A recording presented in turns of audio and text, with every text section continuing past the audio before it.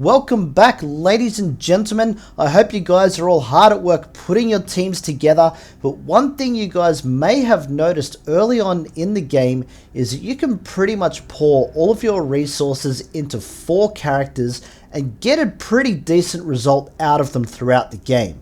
But what I want to talk about today is synergy.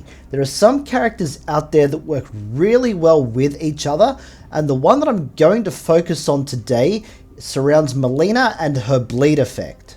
This team doesn't involve any 5-star characters, so it's fairly accessible to all free-to-play players to put together, and it's very good at taking down those strong defensive teams. So when you've got characters like Undying Shao Kahn and Noob Saibot that are pretty hard to get through, these guys can really rip them apart quite quickly.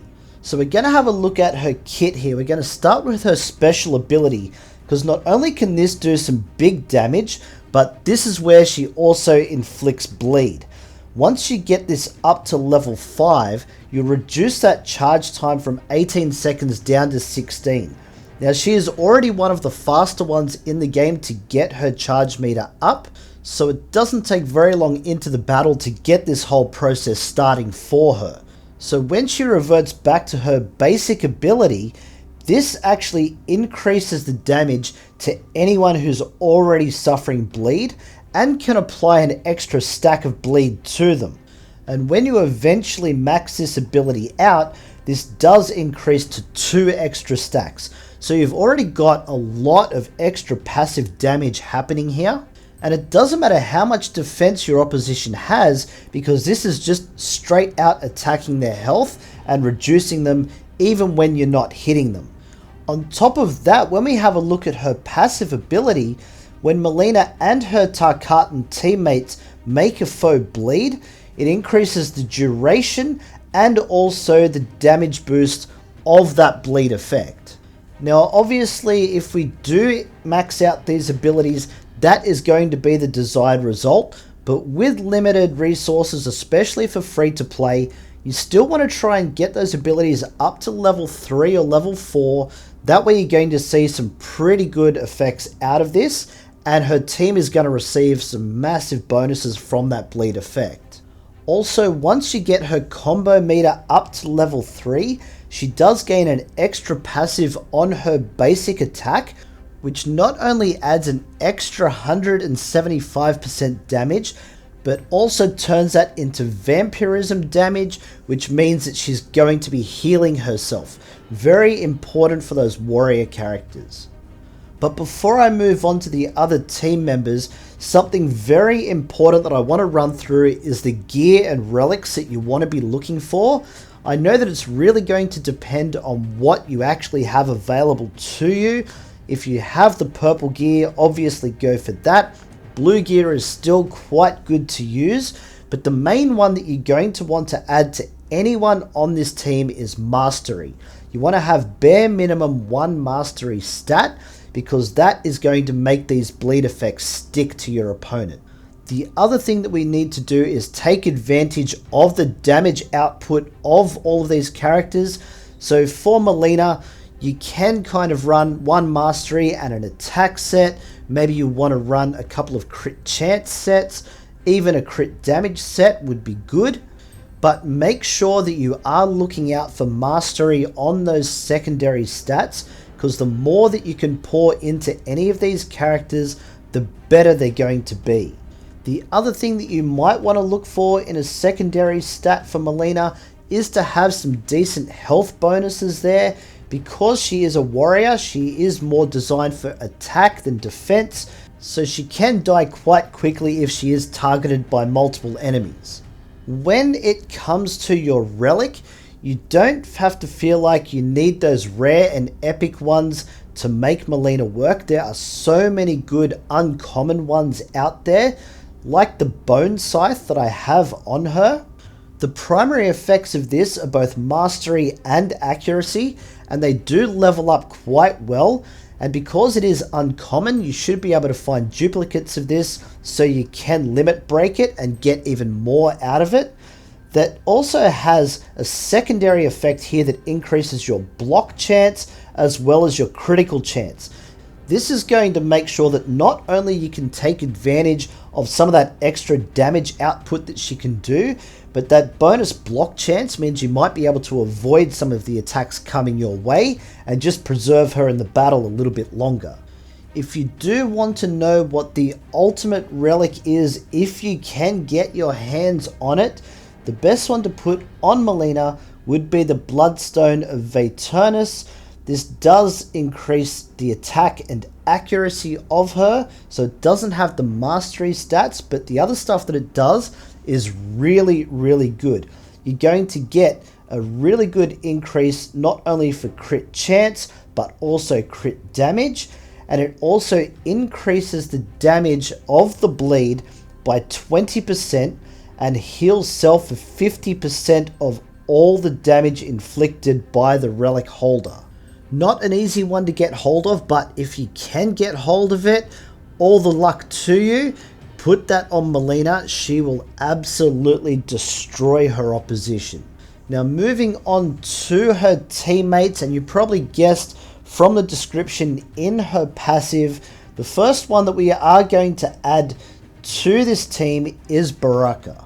Now he is another really high damage dealer that's really going to complement Mileena. The downside to him is you do need to get his combo meter up to level 3 before he can start inflicting bleed. But once you do get him there, it is applied to his basic ability, so he's going to start that whole process nice and early. So with Mileena's passive ability, that's going to allow Baraka to not only do more damage, but it's going to increase that duration on the bleed right from the very start of the battle. But Baraka also brings a few really cool things to this team, starting with his passive ability, where he also returns the favor to the other Tarkatan members, including Mileena, where he gives them both an attack and crit chance boost. Additionally, Tarkatan teammates gain a damage boost against foes affected with bleed. So already you can see here that as soon as you start this bleed process working, with Mileena and Baraka, they will both start tearing their opponents apart very, very quickly. As long as you can keep up that bleed effect, you're going to start tearing teams down pretty quickly. Another really cool thing that Baraka does is on his special ability, he summons another Tarkatan soldier into the battle. Now the stats of this soldier are based on Baraka's own stats, which means the stronger Baraka is, the stronger the character is that he brings into the battle. Now once you do max this ability out, the character does actually take 100% of Baraka's stats into the battle. So full health, full attack, all of the good stuff there, and he's also going to get those bonus effects from both the passive abilities of Mileena and Baraka attacking all of those bleeding allies. So when you summon him into the battle, make sure that you put him against someone that you know is going to have bleed on them. Gear and relics are basically the same as Mileena. You've just got to make sure that if you don't have another one of those bone size, look through what you do have. Make sure that you've got that mastery stat, so that way you are inflicting bleed as much as possible. And then you can always swap those relics out a little bit later once you do get better ones. Now moving on to the next member of the team, before I get into this, yes, you can use the generic Tarkatan minion as part of the team. However, there are very limited ways that you can boost these guys up. They don't have a combo meter, so pouring resources into any of the generic characters is not something I would advise you to do. There are much better characters that you will get a lot more out of adding to this team. So what we're going to do, rather than add more Tarkatans, we're going to turn to the Black Dragon for a bit of help here. And the most important member is obviously going to be Kano. Now once again, you do need to get him up to combo meter 3, so that way he can inflict bleed. Now this ability is actually attached to his basic, So for his basic ability, he does shoot a laser, but this will also allow him to throw a knife, which does have that stackable bleed that he can apply to his opponent. One other thing that Kano does bring to the battle from his basic ability is that he does have an area of effect that allows any of his allies within that area to ignore defense of their opposition. Now, when you're packing so much damage into this team, anyone that is within an area of effect of this is going to be able to do so much more damage because there's not that reduction from the opponent's defense. So one strategy that you may be able to use from the start of the battle is to position Kano in the front row in the middle with Mileena on one side, Baraka on the other side, because they will move forward to attack the opposition, while Kano will have that extension for his area of effect that he might be able to apply to them no matter where they are standing. Another benefit to Kano comes from his passive ability, and that is at the start of the battle, he does summon in a Black Dragon Thug, who's also another ranged character, so it's always good to have that extra ranged character in the game. Right from the very start of the battle, he does also get that stat inheritance from Kano. At maximum, he only gets 53% of Kano's stats, so he's not going to be an absolute nuke or anything like that, but because Baraka can also summon another one into the battle, that can give you a team of 6 at any given point during the match. So you're going to be dealing a lot of extra damage on top of all the bleed effect that this team has going on, which is going to give you even more bonuses to your attack and tearing defenses down very, very quickly. And also because Kano is getting underneath that defense with that area of effect, it's even more damage on top of all of that. But as you know, when it comes to Kano, the fun doesn't just stop there. We haven't even looked at his special ability yet, the Black Dragon Leader. Now this one here is all about timing. It does have a very slow charge time of 24 seconds, but it has an area of effect that is for any Black Dragon squad members, and you guessed it, it allows their basic attacks to inflict bleed. So if you can't already tell, this team just creates so much carnage on the battlefield. There is damage being done even when someone is not necessarily attacking that opponent. With these ranged attacks, if they target some of the ones at the back of your opposition, they can be cutting them down before you even get close enough to them. And with all the bonus damage being done when you're attacking anyone with bleed, you're doing bonus damage to all of those characters that aren't even in the thick of the battle. When it comes to gear for Kano, the rules of the other two basically still apply. The one thing that you can do is if you have one mastery set, and then for the other 4 slots, use that for a haste set. Because what that's going to do is reduce that charge time for his special ability.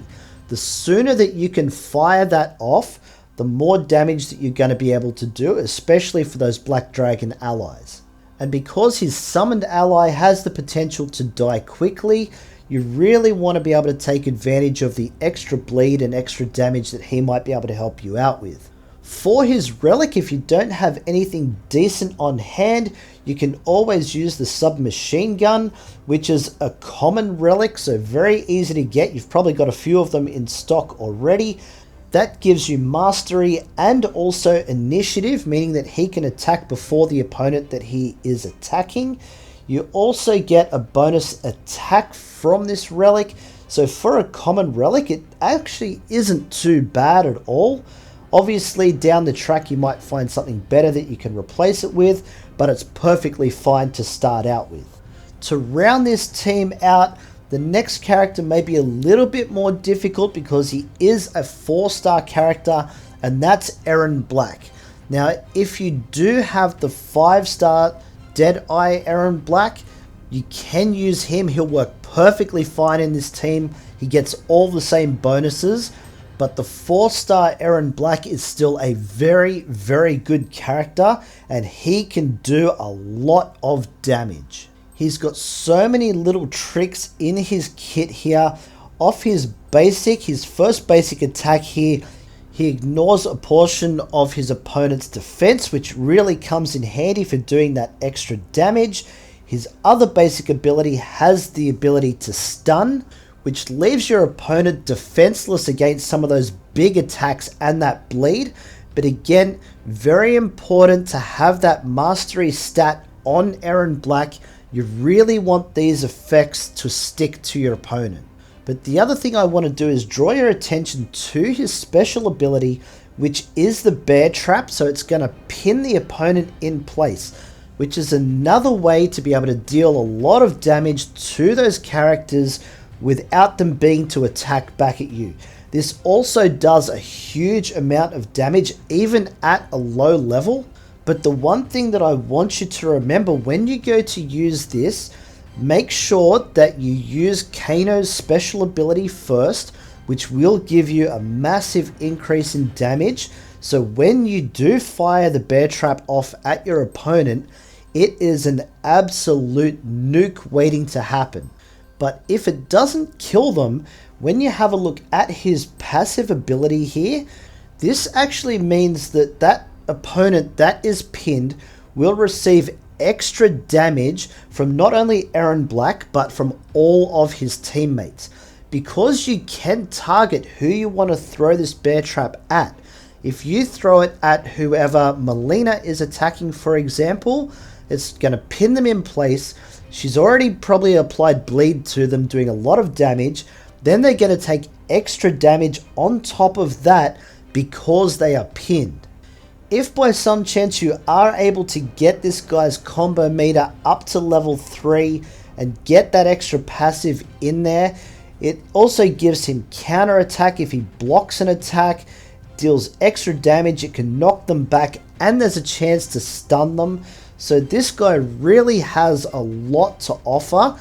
I would definitely be putting some resources into this guy regardless, because he is an absolute monster. Now, the other tip that I am going to give you guys as far as this Black Dragon combination is concerned, they are very good against the Goro boss battle. So putting your resources into Kano and Erron Black are not a bad idea no matter which way you look at it, because they are very useful in a number of areas of the game. In terms of gear, I would probably look at Mastery and crit damage for Erron Black. Mastery is essential for all of these characters. Even if you're not using the Mastery set, make sure that it is the secondary stat on all of your gear pieces. Get as much of that into these characters as possible to really make all of those effects stick to the opponent. For the relic, again, you've got to make sure you've got that Mastery secondary. I actually like this one here, which is the Sorcerer's Staff. It's an uncommon relic, so you should be able to get these fairly easily. That gives you both accuracy and mastery, as well as another effect that gives you crit chance and another mastery stat on top of that. This is a great team for you guys to invest in, especially if you are free to play. This can really give you an advantage against some of the more expensive characters in the game. So I really hope this helps you guys out. If you want to support the channel, a super thanks would be really appreciated. Otherwise, guys, don't forget, like and sub, you know the deal. We got plenty more Mortal Kombat Onslaught coming your way. Don't miss out, and we'll catch you in the next one.